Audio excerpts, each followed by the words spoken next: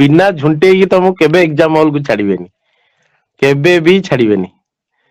ତମକୁ ତମକୁ ଆକ୍ରାନ୍ତ କରେଇଥିବେ ନିଶ୍ଚିତ, ମୁଁ ଜାଣିଛି, କେବେ ବି ଛାଡି ନଥିବେ। ମୁଁ ଜାଣିଛି ସାରଙ୍କୁ ଦେଖ ଗୋଟେ ଜିନିଷ ପର୍ସନାଲି, ମାନେ ମୁଁ ସାରଙ୍କୁ ଜାଣିଛି।